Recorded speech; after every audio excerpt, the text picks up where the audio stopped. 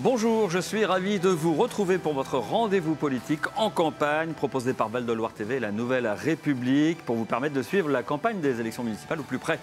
En plateau avec moi, Luc Bourrian, directeur de la rédaction, et Henri Brissot, responsable départemental de la rédaction de la Nouvelle République de Loire-et-Cher. Bonjour messieurs, bienvenue à vous. Bonjour Mickaël. Bonjour. Nous accueillons pour cette nouvelle émission Mathilde Desjoncker. Merci d'avoir accepté notre invitation. Bonjour à vous. Merci de l'invitation, bonjour. Vous êtes candidate MoDem pour les municipales à Blois, portée par le collectif Unis pour Blois et ancienne députée de Loire-et-Cher, suppléante de Marc Fesneau. Un rappel des candidatures déclarées ou pressenties à l'heure actuelle. Nous avons à Blois donc Gildas Vieira, Mathilde Desjoncker, Malik Benakcha pour le LR. Le RN aura certainement une candidate ou un candidat pour l'instant non déclaré, Marc Gricourt, le maire sortant, et Nicolas Orgelet pour les écologistes. Avant de vous interroger et de découvrir avec vous quel est le sens que vous donnez à votre candidature et quels sont les projets pour Blois, quelques questions d'actualité.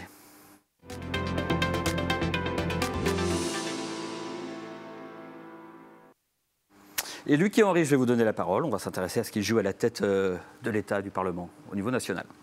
Oui, Mathilde Desjoncker, vous ne siégez plus à l'Assemblée, mais vous en restez une observatrice attentive, puisque vous êtes la collaboratrice parlementaire de Marc Fesneau, depuis que celui-ci a quitté le gouvernement et est redevenu député. Alors tout simplement, en experte, le budget sera-t-il voté à temps ? Alors, là, vous me demandez ce que je peux vous dire, en tout cas, par rapport à ça. Je ne peux pas deviner si le budget sera bien voté à temps ou pas. En tout cas, ce qu'il faut, c'est qu'effectivement, il faut qu'on ait un budget. Il faut que ce soit dans les clous du planning, vraiment du timing qu'on a. On ne peut pas se permettre, en tout cas, de ne pas avoir de budget d'ici la fin de l'année. Ça serait compliqué pour notre pays, ça serait compliqué pour nous tous. Et il est vraiment impératif qu'effectivement, on arrive à construire des compromis au niveau... Ce qu'on fait au niveau local, il faut qu'on le fasse aussi au niveau national. Et pour vous, le risque d'une censure est écarté ou vous le redoutez encore ? Alors, je n'écarte aucun risque. Tout est toujours possible à chaque fois. Je ne peux pas savoir, on ne peut pas savoir si vous voulez... Pour vous, c'est un risque, on est d'accord. Mais pour moi, ça reste quand même un risque aujourd'hui. Alors, c'est vrai que je ne suis plus autant dans les couloirs de l'Assemblée que ces dernières années, mais c'est vrai que ça reste quand même un risque, quoi qu'il en soit, et il faut quand même faire attention. Il faut en tout cas vraiment faire tout ce qu'il faut. Il faut vraiment que les parlementaires fassent tout ce qu'il faut pour que la France ait un budget, et que ce soit un budget cohérent. Mathilde Desjoncker, lorsque vous étiez députée, vous avez défendu la réforme des retraites d'Elisabeth Borne. Comment avez-vous vécu sa suspension? Est-ce un échec? Je ne sais pas si je qualifierais ça forcément d'un échec.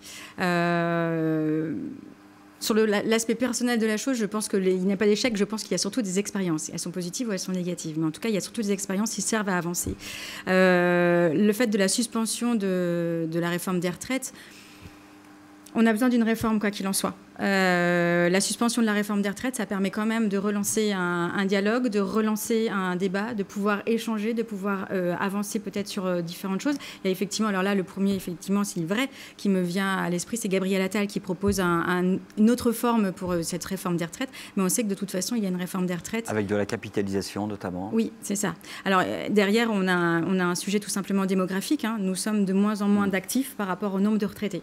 Donc, effectivement, oui, on a une courbe descendante par rapport à ça. Et donc, il y a un sujet qui n'est pas un sujet qui date d'hier, ça date de plusieurs années. On peut remonter, je pense, facilement dans les années 80 en se disant qu'effectivement, on allait tendre vers cela par rapport à la... Cette suspension, rapidement, c'est un recul pour vous ? Non, c'est vraiment une pause pour moi. C'est pas un recul. Je considère, moi, que c'est vraiment une pause et qu'on a effectivement le droit de faire des pauses dans le développement des projets. Allez, un autre sujet, l'agriculture. Marc Fesneau était ministre de l'Agriculture au moment où Emmanuel Macron donnait des gages aux agriculteurs sur le Mercosur.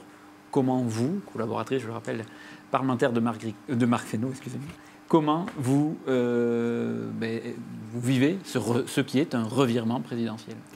Oui, alors c'est vrai que là, pour le coup, je suis toujours beaucoup en contact avec le terrain sur la circonscription au niveau, effectivement, des agriculteurs, des viticulteurs et autres. Vous étiez avec eux lorsqu'ils manifestaient, très souvent, vous alliez au contact. Oui, effectivement, quand ils étaient devant Saint-Michel, j'étais allée les voir, effectivement. J'ai beaucoup échangé avec eux. C'est vrai que je suis en soutien de cette...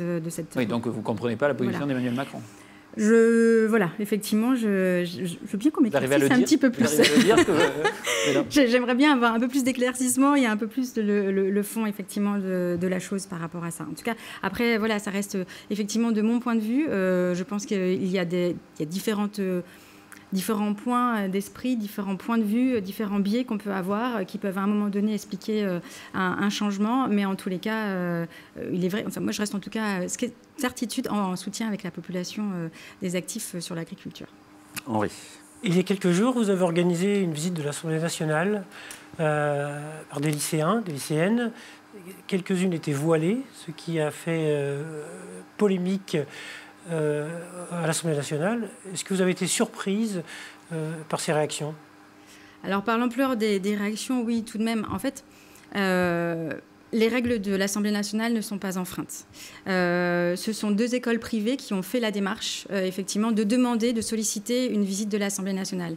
L'Assemblée nationale, c'est ce qu'on appelle la maison du peuple, c'est nos institutions, c'est la vie démocratique. Derrière cette démarche qui est donc proactive, qui vient directement et des lycéennes et de cette école primaire, ce sont effectivement des écoles qui sont privées, sous contrat et hors contrat. De leur côté, il n'y a pas en fait de règlement qui est enfreint aussi à leur niveau par rapport à ça.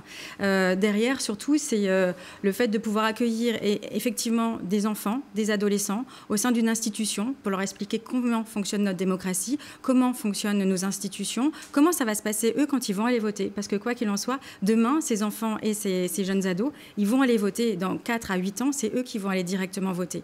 Donc c'est cette démarche-là, en fait, si vous voulez, moi, quand ils viennent me voir par rapport à ça. Et puis après, en revanche, la polémique qu'il y a eu derrière, c'est vraiment jeté à la vindicte populaire des enfants, des adolescents. Et c'est pas vraiment défendre pour le coup la cause de ce qu'on veut porter quand on parle d'humanisme, quand on parle d'inclusion. Au contraire, enfin, je pense qu'il faut effectivement... Et pourtant, les réactions ont été aussi, y compris dans le camp macroniste, y compris avec le président de l'Assemblée nationale.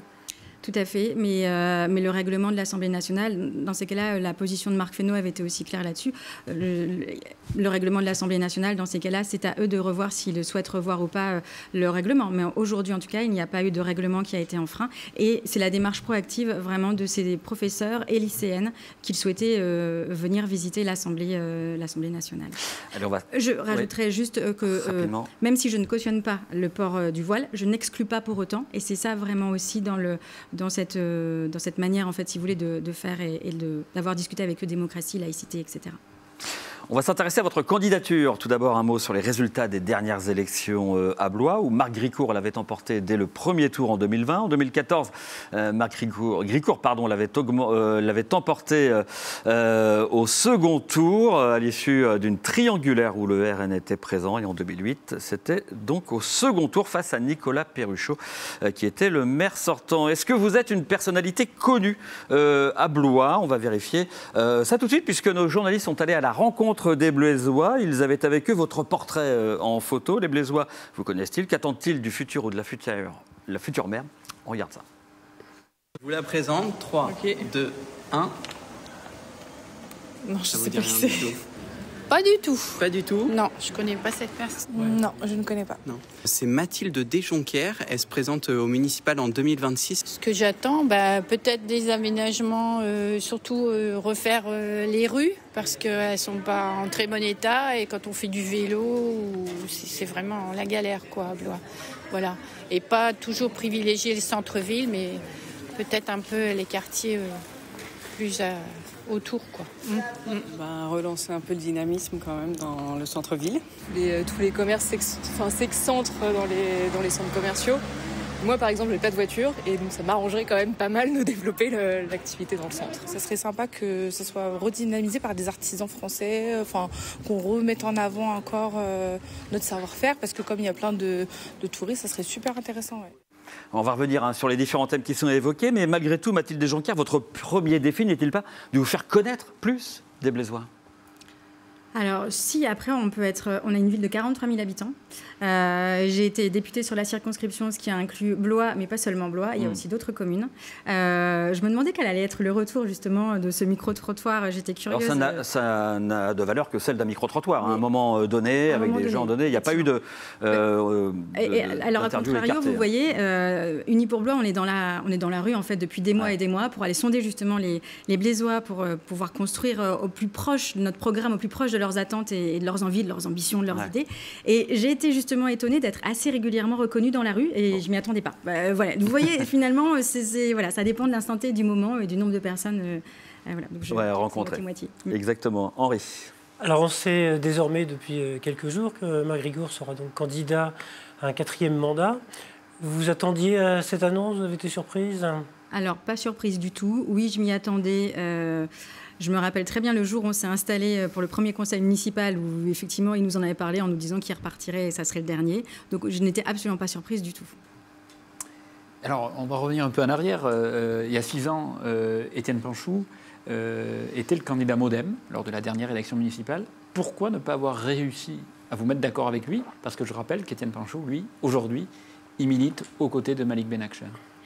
Alors là, notre collectif Unis pour Blois s'est lancé au mois d'avril. Il a effectivement une démarche qui a été collective, ce qui est un peu finalement la même démarche avec certains parallèles avec la démarche de Nicolas Orgelet pour Blanc en commun, si je ne me trompe pas du nom. Mais où finalement, effectivement, j'ai émergé naturellement du collectif. C'est Étienne Panchou qui a mal vécu ça, c'est ce que vous dites? En fait, non, je ne dis pas ça. Je dis juste qu'en fait, c'est en tout cas, c'est les résultats de différentes semaines, de plusieurs semaines, de plusieurs mois d'installation de ce collectif, de commencer à travailler sur nos groupes thématiques, sur notre programmation, sur ce qu'on voulait faire, quelles ambitions on voulait porter. Et puis après, voilà, moi, c'est juste effectivement le trajectoire de l'intérêt général, certaines trajectoires sur l'intérêt personnel, trajectoire personnelle. Intérêt général, c'est vraiment la trajectoire d'Unis pour Blois, en tout cas. Henri ? Alors, n'y a-t-il pas une erreur originelle qui remonte à la création du collectif puisque d'entrée, vous aviez écarté Étienne Panchou et Malik Benakcha. Et n'est-ce pas cela qui a rendu les discussions si compliquées par la suite, sinon impossibles? Alors, je veux bien qu'on parle de ça. En revanche, je ne suis pas sûre que ce soit les Blésois qui s'intéressent véritablement à ça. En tout cas, je pense qu'ils veulent plus parler de programme et autres.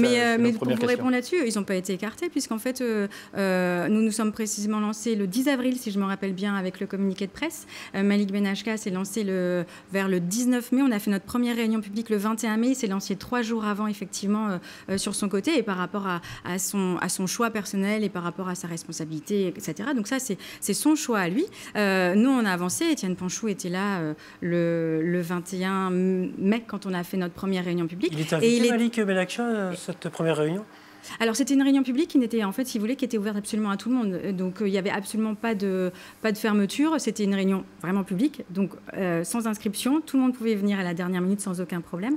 Et puis de toute façon, après, effectivement, chacun a eu en pilote et copilotage différents groupes thématiques. Voilà. D'ailleurs, Étienne Panchou travaillait sur le sujet de la santé sociale et solidarité avec d'autres membres du collectif. Vous avez refusé justement la proposition que vous avez faite, Malik Benakcha, d'un ticket entre lui et vous pour les élections, en expliquant que dans les colonnes de l'ANR, que vous ne vouliez pas être dans la tambouille d'arrière-cuisine. Est-ce que c'était une si mauvaise idée? Parce qu'après tout, c'est une stratégie qui a été gagnante pour la gauche en 2020. Je pense qu'aujourd'hui, on a un intérêt commun, un objectif commun, qui effectivement est celui de pouvoir passer à une alternance au sein de la mairie de Blois. Ça fait 18 ans que la majorité est en place. Effectivement, nous, on est vraiment dans la construction programmatique. On veut vraiment parler de projet. Donc, oui, d'ailleurs, on avait bien communiqué sur l'union, oui, mais pas à tout prix, n'importe comment, etc. Ne pas parler forcément du sujet de personne, mais c'était vraiment les éléments programmatiques. Et comme on l'a toujours dit aussi, les portes sont toujours ouvertes. Et en fait, on n'a jamais arrêté d'échanger. Donc les échanges ne sont pas terminés. On continue d'échanger. Et puis, si un jour on trouve une articulation, on saura bien vous trouver pour vous prévenir. Mais en tout cas, voilà. En cas d'élection à la mairie, est-ce que vous seriez aussi candidate pour présider Aglopolis, la communauté d'agglomération ? Alors, en étant candidate à la mairie, il y a quelque chose quand même qui s'est instauré, qui est un peu traditionnel sur l'agglomération de Blois. C'est effectivement d'avoir un Blésois élu dans le conseil municipal, mais qui n'est pas forcément le maire. C'est installé depuis plusieurs années maintenant, ça fait plus de 20 ans. D'accord, vous changerez rien à cela? Non, en tout cas là comme ça, je ne changerai pas comme ça. Mais vous avez une idée de votre binôme éventuel? Alors pour le moment, en fait, comme on construit, on est encore en période de construction, aussi bien sur le programme, aussi bien de toute façon sur la liste. Pour le moment, effectivement, certains ont des binômes à annoncer. Moi, je n'ai pas de binôme et d'annonce à vous faire. Et donc ce sera un élu blésois et pas Stéphane Baudu, le maire de la Chaussée-Zalite? Alors la logique et la tradition, effectivement, du Blésois BLAI, en parlant d'Aglopolis, est qu'effectivement ce soit un Blésois BLE, donc un membre du conseil municipal de Blois. Et oui, j'avoue que là, comme ça, oui, effectivement, je respecterai cette tradition. Alors avant de parler du respect de cette tradition. Avant d'aller sur des sujets, les thématiques de votre programme, on va rester encore quelques minutes sur ces sujets politiques. Marc Fesneau vous soutient-il dans votre démarche? Vous allez nous dire oui, mais du coup, dites-nous dans quelle mesure va-t-il vous soutenir? Parce que est-ce que vous seriez surpris si on vous disait par exemple qu'un observateur de la vie politique blésoise, on le trouve plutôt discret sur le sujet? Alors, Marc Fesneau il y a quand même eu un communiqué de presse qui a été envoyé, c'était au mois de septembre. Communiqué de presse, c'est ce que je continue de qualifier de discret. Donc voilà, alors après, à chaque média de reprendre le communiqué de presse et de le mettre plus ou moins en avant. Mais en tous les cas, ça a été bien effectivement communiqué largement. Marc Fesneau m'a choisi pour être sa suppléante en 2022. J'ai été députée. Je suis restée à ses côtés en tant que suppléante. Je pense qu'il n'y a pas meilleur soutien déjà que celui-ci. Et puis ensuite, effectivement, il a effectivement communiqué dans la presse donc à la rentrée dernière. Le MoDem m'a investi en plus de ça officiellement en tant que chef de file.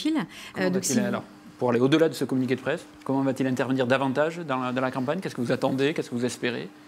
Alors, pour moi, si vous voulez, on a l'habitude maintenant de travailler tous les deux, d'échanger beaucoup tous les deux et de pas forcément le faire sur une scène devant tout le monde. Mais en tout cas, ce sera toujours d'échanger avec lui, toujours sur le bon conseil, avoir son avis, qu'est-ce qu'il pense de tel ou tel sujet. Mais c'est vrai qu'il le rappelle souvent. Il habite à Marchenoir, j'habite à Blois. Donc effectivement, aujourd'hui, c'est moi qui suis au plus proche des Blésois sur le terrain. Lui, effectivement, il est sur toute la circonscription. Mais n'habitant pas à Blois directement, il rappelle souvent justement cette différence d'habitat. Et donc, oui. Il y a un autre candidat dans cette campagne, Gildas Vieira, qui, il y a quelques années, se disait proche du MoDem. En 2020, il a fait 6,76 des suffrages, c'est pas rien. Est-ce que vous auriez pu l'approcher? Pourquoi vous ne l'avez pas fait? Alors non, je n'ai pas approché Gildas Vieira. Alors toujours pareil, je reviens à ce que je disais tout à l'heure. Je ne suis pas sûre que ça intéresse véritablement, dans le fond, les Blésois, dans le fond on va arriver aux questions programmatiques. Voilà. Mais en tout cas, par rapport à Gildas Vieira, il est sur des positionnements qui ne sont pas forcément les mêmes que les nôtres, avec un positionnement, effectivement, qui tend parfois à être un peu plus populiste ou un peu plus démagogique. Enfin, bref, peu importe, mais en tout cas, on n'est pas sur les mêmes lignes aujourd'hui politiques. Et donc, effectivement, on n'échange pas, effectivement, aujourd'hui. D'ailleurs, même pendant le mandat, on ne s'est pas retrouvé autour de projets ou d'échanges particuliers. Pareil, vous parliez tout à l'heure que votre porte restait ouverte pour Malik Benakcha, si j'ai bien compris. Elle peut être ouverte pour Gildas Vieira encore? Alors, autant avec Malik Benakcha, qui est dans un parti, au Parti des Républicains, qui est déjà un parti avec un certain nombre d'adhérents au sein d'Unis pour Blois, si vous voulez, il y a vraiment du sens et de la cohérence, en fait. Gildas Vieira, aujourd'hui, je vous le redis, on n'est vraiment pas sur les mêmes sujets. Vous ne fermez pas la porte à un rassemblement, mais si jamais ce rassemblement n'a pas lieu, est-ce qu'il peut y avoir une fusion entre les deux tours? Alors, si jamais le rassemblement n'avait pas lieu avant le premier tour, dans ces cas-là, je vous dirais rendez-vous à la fin du premier tour, on verra l'état des jeux. Fermez pas la porte non plus. Voilà. Donc non, ni avant le premier tour, non, aucune porte, et vraiment on continue d'échanger, donc absolument pas. Allez, on s'intéresse maintenant à ce que vous proposez aux Blésois, à votre programme, aux défis que vous allez devoir relever.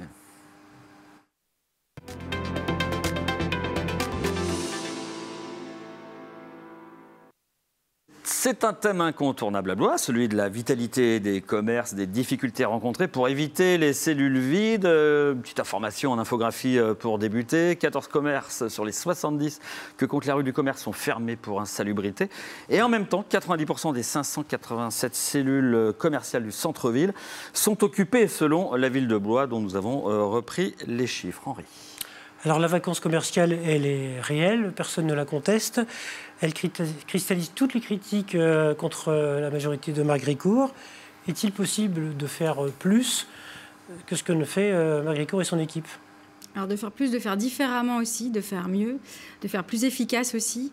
La majorité qui est en place, effectivement, depuis 18 ans, mais là, dans cette fin de mandat, énormément d'outils en place. Alors, effectivement, il y a l'outil, donc l'ORI, voilà, il y a les aides pour les commerçants. C'est une bonne idée, ORI, de préempter les immeubles ? Oui, c'est une bonne idée. L'enveloppe est suffisante. On peut expliquer peut-être pour nos téléspectateurs ce qu'est le principe ORI. C'est un principe qu'a mis en place Aglopolis. En gros, c'est de la préemption d'immeubles qui sont insalubres pour permettre leur réhabilitation et la remise sur le marché, si j'ai bien compris le système. C'est ça, et certains disent que l'enveloppe est insuffisante. C'est ça. Alors, on peut parler effectivement d'enveloppe. Là, on peut rentrer dans le sujet technique de l'enveloppe, mais au-delà du sujet technique de l'enveloppe, si vous voulez, c'est dans la manière de faire. Ça veut dire qu'en fait, ça fait 18 ans qu'ils sont en place. Cette vacance commerciale, elle date pas d'hier. Elle était déjà là en 2020, elle était déjà forte en 2020. Ça fait plus de 10 ans que je suis arrivée à Blois maintenant. C'était une vacance commerciale. Je me rappelle quand je suis arrivée dans Blois, ça m'avait déjà vraiment sauté aux yeux. Donc plusieurs années plus tard, ça me saute toujours autant aux yeux et il y en a encore plus qu'avant. Donc ça veut dire qu'en fait, on arrive en fin de parcours. Donc oui, on met des outils qui sont pas mal. Mais en fait, pourquoi ne pas l'avoir déjà fait en 2020 ? C'était déjà dans notre programme. Alors pour le coup, effectivement, c'était et dans notre programme, le programme de Libre, mais c'était aussi dans le programme de Malik Benachka. On portait exactement les mêmes idées à ce moment-là. Oui, il y a le sujet de la foncière. Pourquoi ne pas avoir mis le droit de préemption commerciale plus tôt ? C'est un sujet, en fait, c'est un outil qui existe déjà depuis bien longtemps. Ils auraient pu l'utiliser avant. Donc en fait, si vous voulez, c'est cette manière de faire. Et puis même la manière de, cet été, en fait, de faire ces panneaux, de mettre à l'amende, à l'index, les propriétaires des bâtiments.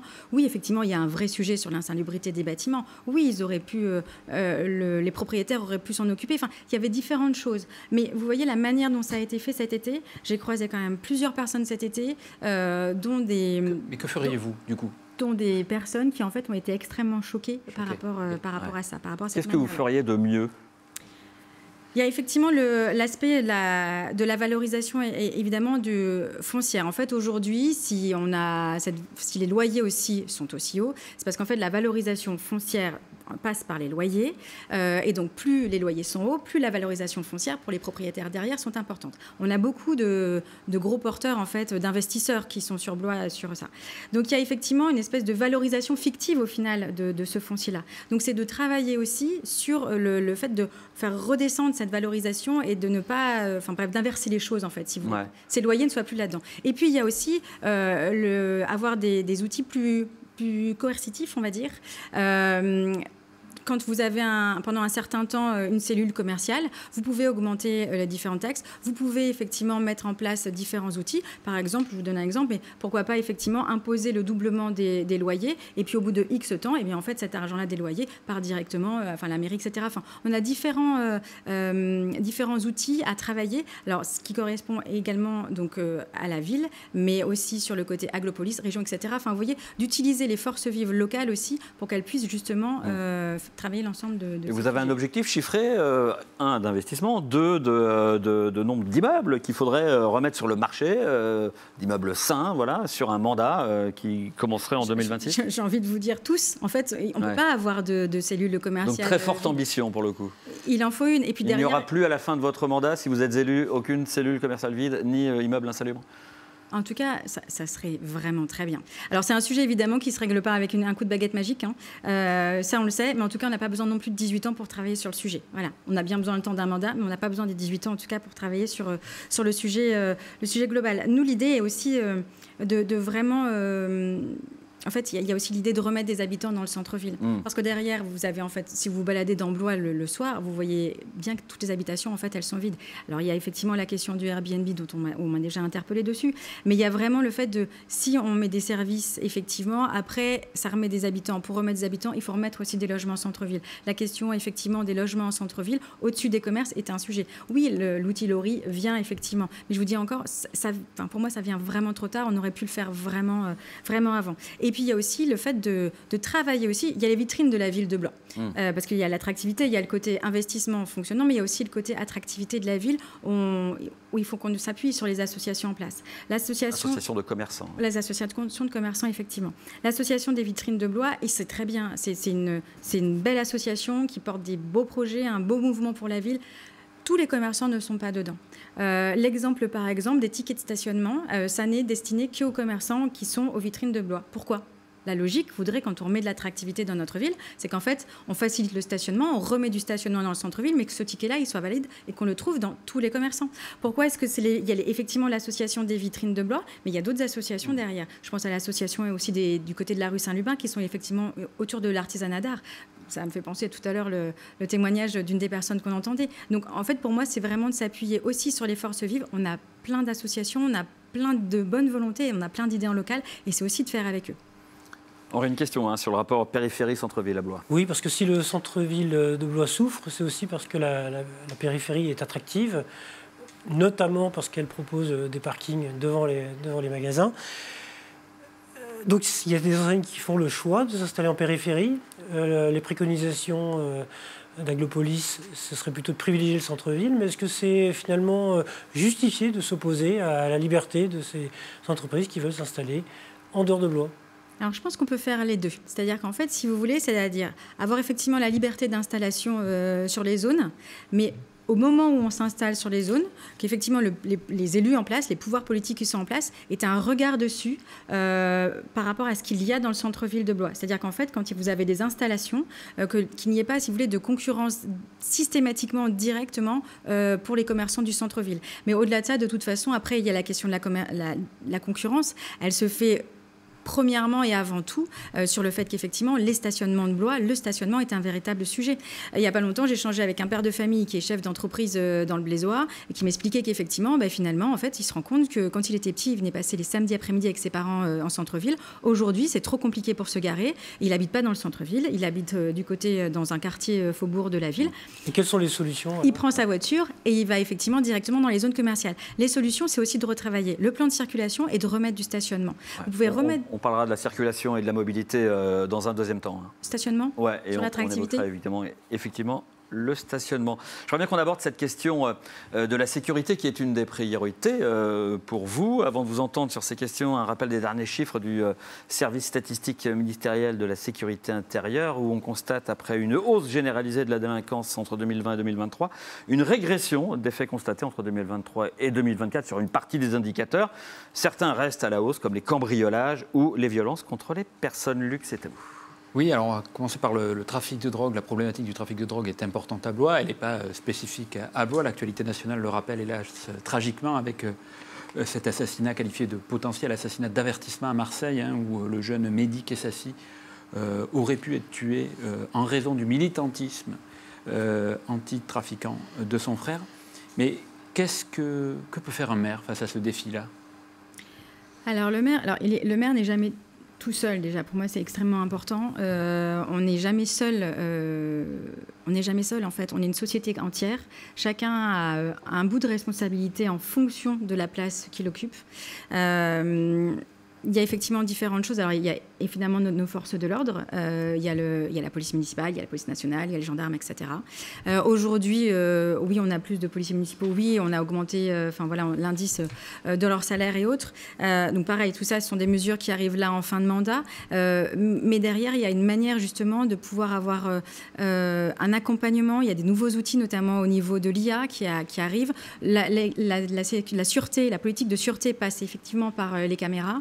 Les caméras, on sait aujourd'hui il n'y a pas forcément une personne derrière chaque caméra. En revanche, on peut travailler justement pour améliorer la sûreté et ces questions-là derrière les caméras en utilisant un outil de l'intelligence artificielle. Alors, justement, ça veut dire qu'il y aurait besoin de davantage de caméras de vidéosurveillance ou c'est plutôt sur... Alors, pour moi, je dirais, par rapport au nombre qu'il y a sur Blois, je dirais que ce n'est pas forcément le nombre de caméras, c'est plutôt derrière la manière dont vont être traitées les images. Vous voyez, en réunion publique, la dernière fois, au quartier de la Quinière, un commerçant qui était présent a interpellé justement en disant « Mais est-ce qu'il y a vraiment quelqu'un derrière vos caméras ? Parce que moi, le matin, quand j'ouvre mon commerce à 7h du matin, j'ai vraiment peur, je ne me sens pas en sécurité, je ne me sens pas sereine, je voudrais... Voilà. » Effectivement, le policier municipal qui était présent a répondu en disant que non, il n'y avait pas toujours quelqu'un derrière les caméras.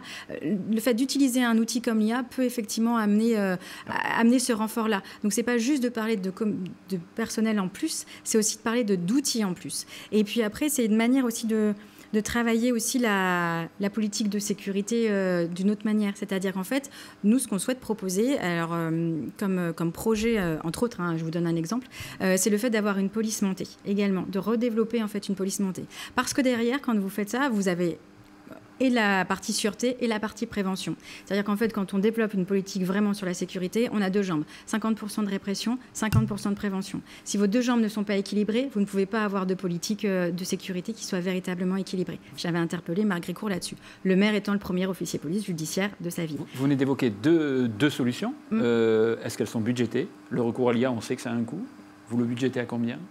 Le budget, vous me permettrez de vous dire que je viendrai vous en reparler dans quelques jours. On est en train de le budgéter en ce moment et donc du coup, je ne préfère pas avancer sur les chiffres. Mais en tout cas, voilà, vous aurez des chiffres à annoncer. Oui, absolument. Oui, tout à fait. Non, on est vraiment en plein d'études sur ça. On fait un événement sur la sécurité vers la fin de l'année. Donc vraiment, on aura les chiffres à ce moment-là. Mais là, je préfère ne pas m'avancer pour ne pas dire d'erreur. Sur le trafic de drogue, alors je reviens sur ma question initiale. Est-ce qu'il y a des choses sur lesquelles vous pourriez proposer des choses en tant que maire, ou est-ce que vous estimez, et dans ce cas-là, est-ce que vous êtes la mieux placée, puisque la majorité présidentielle à laquelle vous appartenez a plutôt échoué au niveau national sur sa lutte contre le trafic de drogue? Personne ne nie la volonté de lutter contre. En revanche, la réalité est ce qu'elle est, ce qui est décrit. Le président de la République, encore aujourd'hui, qui recevait en urgence de nombreuses personnalités pour évoquer ce défi-là. La réalité est ce qu'elle est. En revanche, je ne suis pas sûre qu'il y a un lien de cause à effet directement entre le ministère de l'Intérieur et moi-même qui ai une volonté de porter une liste à Blois. Non, mais attendez, vous étiez député et à l'Assemblée nationale, vous avez voté les lois de ce ministre de l'Intérieur. Mais ça ne veut pas dire que les lois étaient mauvaises. Ça veut dire qu'en fait, si vous voulez... C'est insuffisante, en tout cas, qu'elles n'ont pas donné de résultats. Vous savez très bien qu'il y a toujours un delta entre le moment où on vote la loi et le moment où ça passe. Oui. Alors, je vous donne l'exemple de Nicolas Sarkozy. Au moment où, effectivement, on vote les lois, aujourd'hui, on paye effectivement les pots cassés de la baisse d'effectifs dans les commissariats. Donc, si vous voulez, ça... Et pourtant, on ne l'a pas payé tout de suite, les pots cassés. On l'a payé plusieurs années plus tard. Et bien là, c'est exactement la même chose. Donc, nous, en revanche, il y a un autre système aussi, qui est le système de voisins vigilants, qui n'est pas mis en place à Blois, et qui, pour le coup, me paraît une solution aussi et un axe, une des solutions et un axe important aussi, parce qu'il est vrai que avoir de l'ambition pour son territoire, nous on a vraiment une ambition pour notre territoire, on a une ambition surtout de retisser les liens dans ce territoire qui est véritablement fracturé. C'est-à-dire qu'aujourd'hui, à chaque fois, quand on échange sur les projets, alors effectivement je suis conseillère municipale d'opposition et également conseillère communautaire, quand on échange à chaque fois sur les projets de la majorité en cours, systématiquement on a l'impression que c'est en silo et qu'en fait les gens ne se parlent pas entre eux. Or, la communication, c'est extrêmement important. Et Voisins Vigilants, dans le cadre de cette politique sur la sécurité, est un des outils possibles et qu'on souhaiterait mettre en place. Très bien. Est-ce que vous avez évoqué tout à l'heure la police municipale, vous avez relevé qu'effectivement ça arrivait tardivement, mais qu'il y avait davantage de policiers municipaux. Ça veut dire que pour vous, on est arrivé à une jauge suffisante ou vous proposerez de recruter davantage? La dernière question sur cette thématique. Davantage de policiers municipaux. Alors, je sais que Malik Benachka a lui parlé de 40 policiers municipaux en plus. Je ne sais pas si c'est 40 ou si c'est 10 ou si c'est 20, pour le savoir exactement. Parce qu'avant, c'est vraiment d'aller étudier ce qu'on peut faire au niveau des différents outils à mettre en place. Donc là, je ne m'avancerai pas forcément sur un chiffre à donner. Je pense qu'effectivement, les effectifs, en tout cas... On a toujours envie d'avoir plus de monde. Voilà, l'important, en tout cas, c'est d'avoir les chiffres par rapport au niveau national. C'est effectivement de comptabiliser à peu près un policier pour 1000 habitants, de ce que j'avais pu voir, en tout cas de ce qui se passe dans les autres villes. Et après, en revanche, c'est par rapport à la délinquance sur place. Peut-être que Blois, il faut peut-être que ce soit plus, effectivement. Enfin, je dis peut-être, mais en fait, je le pense. C'est pas le peut-être, je retire le peut-être. Vous augmentez, pardon. Oui, j'augmenterai, mais par contre, je ne peux pas vous dire si c'est 40 ou pas. Ouais, très bien. Exactement. Vous évoquiez le budget. D'ailleurs, il va falloir que vous instruisiez une réflexion autour du budget avant de pouvoir répondre peut-être précisément à cette question. Malgré tout, j'aimerais bien qu'on s'arrête quelques instants et rapidement sur le budget. La dette de la ville de Blois est passée de à peu près 67 millions en 2008 à un peu plus de 44 millions en 2024. Le taux de taxe foncière était stable en 2024 à 57,70, égal à 2023 et 2025. Bref, les impôts sont stables depuis 2012. Vous avez considéré hier, lors du conseil municipal de Blois, que les estimations budgétaires de Marc Gricourt étaient trop optimistes. Est-ce que cela veut dire que si vous êtes élu, les Blésois doivent s'attendre à une augmentation d'impôts? Alors non, il n'y a pas de lien pareil de cause à effet avec l'augmentation des impôts. En revanche, si vous voulez, c'était plus effectivement de dénoncer une manière de faire. C'est-à-dire qu'en fait, on a le cabinet de conseil Klopfer, qui effectivement est un des meilleurs de France, qui leur dit attention, là-dessus, il va y avoir une augmentation de l'État sur 0,7, enfin sur 0,9. C'était une baisse, enfin bref. Finalement, eux, ils prennent en considération que ça va être 0,7. Donc si vous voulez, en fait, c'est un budget qui a un certain équilibre, mais qui a un équilibre particulier. Et puis après, la Cour des comptes également a déjà relevé, de toute façon, dans les années précédentes, que finalement, le programme qui devait être mis en place en 2014 ne l'était pas, et ainsi de suite, ça se décalait. Donc finalement, cette politique d'investissement qui se décale, en fait, on annonce des nouvelles choses, mais qui finalement datent des années précédentes. Et donc, du coup, ça sous-entend, pour moi, un mauvais calcul sur le coût financier de ces projets-là. Ouais. L'exemple le plus flagrant pour moi, c'est vraiment le parking Charles-Valin de la Vessière. Combien de fois est-ce que je l'ai dénoncé en conseil municipal? Ou les cours d'école également, la végétalisation des cours d'école. Enfin, on a dû rebrousser chemin en fait, sur ce projet-là, parce qu'en fait, ça a été mal budgété au début, si vous voulez. Et je reprends ma question initiale. Vous estimez possible de maintenir l'impôt à la baisse, à un niveau égal, ou une augmentation sera nécessaire? Pour moi, une augmentation n'est pas nécessaire. Alors, pour le coup, mon ambition aussi, et notre ambition pour la ville de Blois, c'est que ce soit aussi une ville innovante, une ville d'expérimentation. Ouais. Et je reste persuadée, c'est ce que je suis en train de regarder aujourd'hui, je suis persuadée qu'il y a des recettes à aller chercher autres que dans la taxation des habitants. Alors, où est-ce qu'on peut rechercher des recettes? Et de l'autre côté, est-ce qu'il y a des économies à réaliser? Votre adversaire, Malik Benakcha, ici, estimait qu'il y avait trop de postes d'encadrement, notamment autour du cabinet du maire, mais aussi dans différents services, la culture, les espaces verts. Est-ce que vous avez déjà prévu de faire des économies dans les services municipaux, par exemple? Alors, je ne serais pas aussi affirmative que lui par rapport à ça. En tout cas, ce qui est sûr, c'est qu'il je pense qu'il y a une restructuration des services et autres. Il y a une mutualisation qui a vraiment été mise en place. Et là, effectivement, entre Aglopolis et la ville, on ne peut pas le nier. Il faut savoir dénoncer quand c'est négatif, mais il faut aussi savoir le saluer quand c'est positif. Le cabinet du maire, effectivement, est quelque chose qui est embarqué avec le maire. Oui, je ne suis pas sûre qu'il y ait besoin d'autant de monde dans le cabinet du maire. On parle souvent du chauffeur. Voilà, c'est un point qui revient régulièrement dans nos conseils municipaux. Oui, c'est un sujet par rapport à ça. Donc il y aurait des mesures symboliques, on va dire? Ça, et après... Vous n'auriez plus de chauffeur. Comment? Vous n'auriez plus de chauffeur. Non, ça c'est sûr, j'aurais pas de chauffeur. Ouais. Non, j'estime qu'il n'y a pas besoin, effectivement. Allez, puis peut-être un poste d'économie. Et puis après, si vous voulez, après dans les exemples, effectivement, c'est de restructurer. Alors, pour avoir été pendant 14 ans en collectivité territoriale, oui, je connais bien ça, effectivement, je connais le sujet. Et oui, je sais que quand on va discuter directement avec les agents de la fonction publique, souvent, ils vous disent, alors, telle personne part en retraite, il n'y a pas besoin de le remplacer. En revanche, il y aurait besoin de mettre cette personne-là, qui est à mi-temps, en fait, de la décaler sur tel sujet, parce qu'elle a telle volonté d'évoluer dans sa carrière et de la faire passer, par exemple. Donc, si vous êtes élu, il y aura un grand chantier, en fait, un audit, peut-être. C'est un audit, effectivement, de ce qui est en place, de restructurer et de refonder ça. Mais ce qui ne veut pas dire, effectivement, l'idée n'est absolument pas de sabrer dans les fonctionnaires. Pour le coup, je sais ce que c'est, je sais comment ça travaille, je sais qu'effectivement, ils sont plein de bonne volonté et plein de bonnes idées, mais restructurer, en revanche, oui, il y a toujours à faire. Je pense qu'il y a vraiment matière à faire. Allez, un sujet qui concerne tous les Blésois, mais aussi ceux qui sont de passage à Blois et qui fréquentent la ville d'une manière ou d'une autre, c'est celui des transports, des mobilités. On reviendra justement notamment sur ces questions de stationnement. Mais d'abord, une question sur le plan cyclable, Henri. Le plan cyclable, on le constate tous les jours. Il y a de plus en plus de cyclistes à la ville de Blois. Je pense que si on regardait 10 ans en arrière, les pratiques ont considérablement changé. Quelles sont vos ambitions pour le futur plan cyclable? Est-ce qu'il faut encore lutter contre les discontinuités? Est-ce qu'il faut aller plus loin en créant davantage de pistes cyclables? Alors, il y a effectivement le fait de lutter contre les discontinuités. Enfin, c'est lutter. C'est plutôt de faire en sorte que les raccordements entre les pistes cyclables soient effectivement sécurisés et finalisés. C'est pas le cas aujourd'hui. Non, c'est pas le cas aujourd'hui. Je peux vous donner un exemple ultra concret au croisement de la rue Porte-Chartraine et de la rue du Bourgneuf. Quand vous arrivez, vous avez effectivement une bande cyclable aujourd'hui qui est matérialisée visuellement. Vous tournez sur la gauche, vous allez dans la rue du Bourgneuf. Ok. En revanche, il faut continuer tout droit. Vous vous retrouvez avec une rue qui est extrêmement étroite, avec des trottoirs. Vous avez des voitures qui sont garées sur un côté. Et oui, effectivement, alors pour pratiquer beaucoup de Blois en vélo, justement, quand je passe dans cette rue-là, je me sens pas très à l'aise parce que les voitures derrière ne peuvent pas me doubler. En même temps, elles nous poussent derrière parce qu'elles ont envie d'avancer plus vite. Voilà. Il y a effectivement différentes choses à étudier, et même à finaliser sur le raccordement. Mais il y a aussi le stationnement sécurisé des vélos. C'est un vrai sujet quand on veut développer justement les mobilités douces, quand on veut véritablement avoir une ville qui soit avec une écologie réaliste, avec un véritable...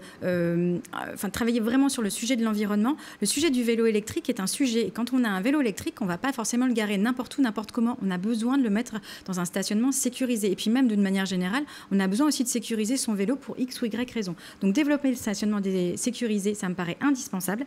Et puis après, il y a autre chose aussi, c'est de voir pour une offre de vélo pour tous et de vraiment étudier ça. Il y a quelque chose aujourd'hui avec Azalis et Aglopolis où il y a effectivement une location possible annuelle d'un vélo électrique. Je pense qu'il faut développer véritablement cette offre-là parce que derrière, même chose, il y a de plus en plus de vélos, effectivement.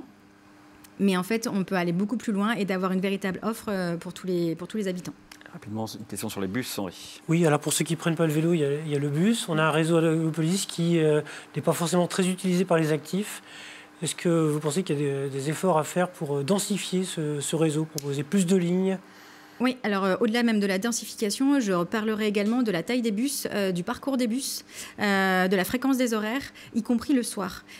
Aujourd'hui, les transports en commun ne sont effectivement pas très utilisés par les actifs. Alors on voit effectivement beaucoup de... C'est une dame que j'ai croisée il n'y a pas longtemps dans un commerce qui me faisait remarquer qu'effectivement on voyait souvent des seniors et souvent des très jeunes dans ces bus, mais on ne voyait pas souvent les actifs. Donc ça pose la question effectivement du temps de passage, des horaires de passage, de la fréquence, des endroits. Et puis, par rapport à ça, c'est les développer. Après, Blois est une ville de 43 000 habitants, on n'est pas Paris.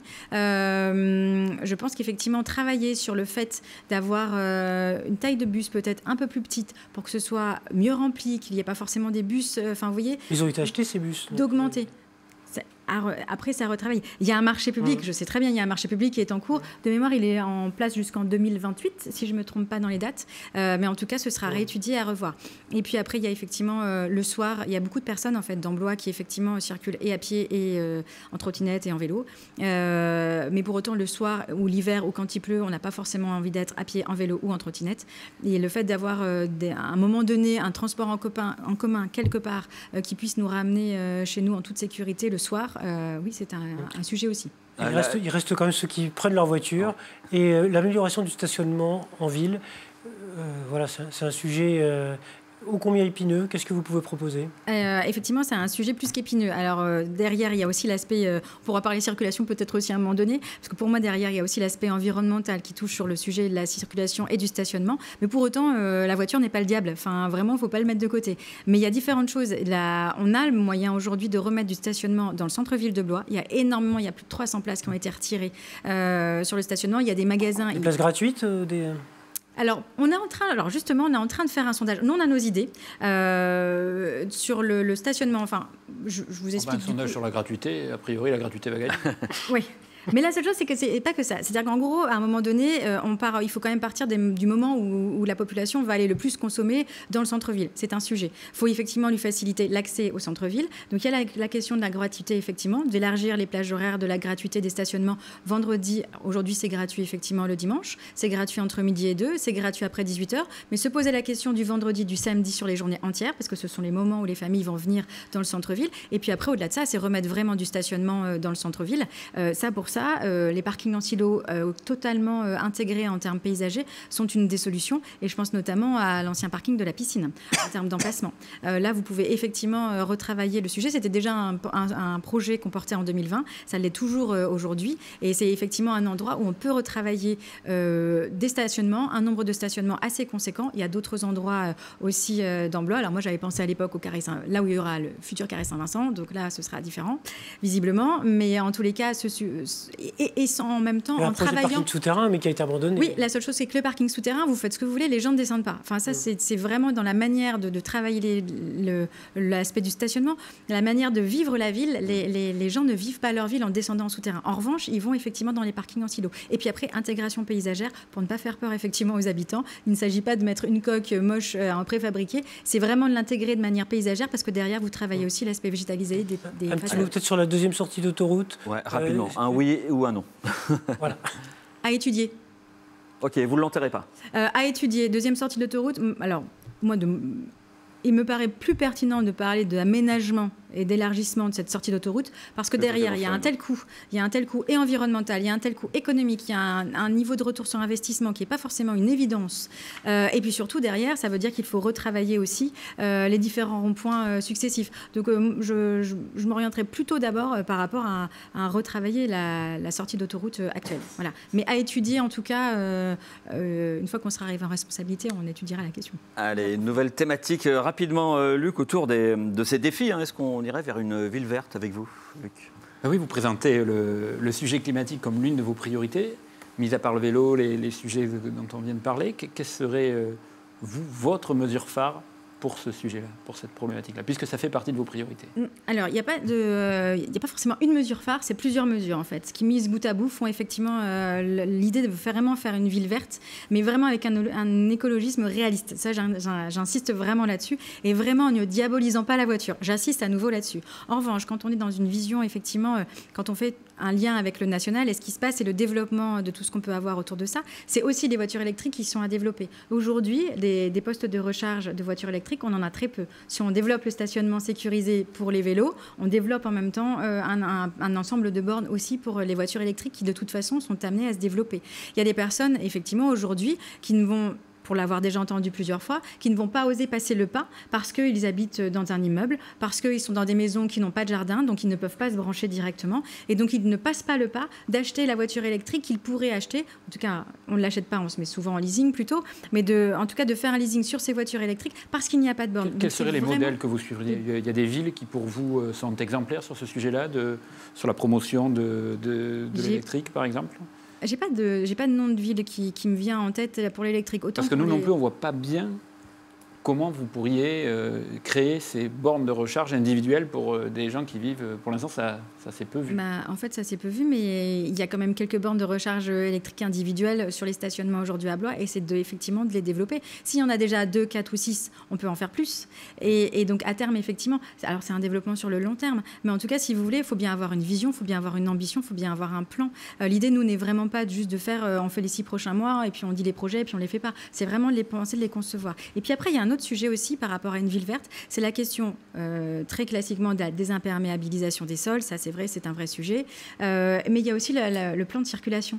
C'est-à-dire qu'aujourd'hui, vous vous retrouvez avec un plan de circulation. Je discutais de ça encore. On a fait un événement là sur justement l'urbanisme la semaine dernière, et j'ai une personne qui m'expliquait qu'en fait, elle devait faire quasiment 1,4 km de plus parce qu'en fait, le sens de circulation a changé chez elle. Et donc, si jamais elle loupe en fait le virage, il y a un changement sur un virage, et donc en fait elle doit le prendre dans un certain sens, qui fait qu'en fait elle m'a dit au final j'ai 10 minutes de voiture de plus, 1,4 km quasiment en plus, et donc en fait tout ça c'est de la pollution en plus, alors qu'avant elle allait se garer directement à l'essentiel. J'en ai plusieurs comme ça qui m'ont effectivement indiqué devoir faire des tours de pâté de maison. Une vision d'un changement emblématique que vous proposeriez sur le plan de circulation? Et ça sera la dernière question sur cette thématique. Sur le plan de circulation, les feux rouges déjà au niveau, alors c'est au niveau du pont Jacques-Gabriel, également au niveau des feux rouges quand vous êtes au niveau du square Victor Hugo aussi. C'est un sujet, en fait, et surtout au niveau du pont Jacques-Gabriel, on attend extrêmement longtemps. On se retrouve avec des piétons qui sont et feux rouges pour eux et en même temps feux rouges voiture. Tout ceci, effectivement, c'est de la pollution. Et donc, en fait, il y a vraiment un recalibrage de de cette circulation, en tout cas des feux rouges, qui est vraiment à refaire. On pourrait mettre aussi de l'IA dans ces feux, là, justement, pour que ce soit plus efficace. Vous allez venir sur ma liste, monsieur Breton, vos idées. Non, mais effectivement, oui, c'est pas... tout à fait, ouais, c'est tout à fait possible. Allez, dernier thème qu'on va aborder avec vous, celle des équipements, notamment des équipements sportifs. Est-ce que Blois est suffisamment équipé? Luc, première question. Oui, ben on en a parlé avec Malik Benakcha, avec Marc Gricourt, la salle du jeu de paume. Alors, Malik Benakcha laissait entendre que la jauge était un peu contrainte. Ce n'est pas du tout l'avis de Marc Gricourt. Quel est votre point de vue, tout simplement? Alors, mon point de vue, je crois que je suis vraiment une bonne centriste, parce que je suis d'accord avec un, oui, je suis d'accord avec l'autre. Oui, soit on agrandit, soit on n'agrandit pas. Je choisis effectivement, mais voilà, tout à l'heure, il y a des choses sur lesquelles j'étais d'accord avec Malik Benakcha. Là, je vais plutôt être d'accord avec Marc Gricourt. À mon sens, de ce que je vois en termes de jauge par rapport à la taille de la ville de Blois, par rapport à ce qu'on peut faire, par rapport à ce qu'on propose aujourd'hui, moi, il me semble qu'on est dans une bonne jauge. Et d'ailleurs, en revanche, donc je suis conseillère communautaire effectivement à Aglopolis, je suis rapporteure pour la commission culture et sport. On avait une des missions justement, c'était de travailler sur la programmation du jeu de paume, et on a travaillé de ça avec toute la commission, avec tous les élus de l'agglo qui font partie de la commission, et les retours sont ultra positifs sur le terrain, et c'est vrai que ça, voilà. Et vous soutiendriez l'ADA Blois de la même façon que le fait la municipalité actuelle?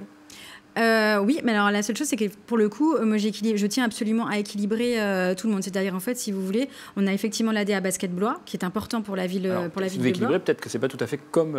Alors dans la communication, si vous préférez, sur l'extérieur. C'est-à-dire qu'en fait, on a l'ADA Basket Blois. Je fais souvent le parallèle avec la ville de Guingamp, où j'ai effectivement vécu pendant des années, où l'en avant est connu. L'ADA Basket Blois est effectivement un vrai poisson pilote sur le côté sportif pour la ville. Elle a un impact. Voilà, on doit effectivement avoir, nous, quand on investit en fait un denier public, et c'est quelque chose, ça vaut pour l'ADA Basket Blois, mais ça vaut absolument pour tout le monde et pour tous les projets qu'on peut porter. Il faut qu'un euro public investi ait un retour sur investissement derrière. Mais effectivement, derrière, on a aussi une belle équipe de foot et qui, est, à mon sens aussi, doit faire partie beaucoup plus largement de la communication que ce qu'on fait aujourd'hui. Pierre dans le jardin de Paul Seignol, là, quand même, que vous faites. Alors, c'est pas une pierre, c'est une réalité. Si je compare avec la ville de Guingamp à nouveau, on a l'en avant Guingamp, voilà, qui a la locomotive, mais à côté de ça, vous avez une super équipe de handball qui est effectivement sur laquelle on communique aussi. Donc, si vous voulez, en fait, c'est vraiment par rapport. Allez, dernière question. Henri, question courte. Mathilde Desjonquière, réponse courte. En raison des restrictions budgétaires, il y a le projet de la halle d'athlétisme qui a été gelé. Est-ce que vous le reprenez? Est-ce que vous l'abandonnez? Non, pour moi, ce sera à étudier. Enfin voilà, j'ai pas d'avis tranché sur le sujet. C'est à étudier par rapport à ce qu'on a comme, enfin par rapport à la projection qu'on peut avoir et par rapport au champ financier qu'on aura à ce moment-là aussi. On arrive au terme de cette émission, Mathilde Desjonquière. Vous allez avoir 1 minute pour convaincre.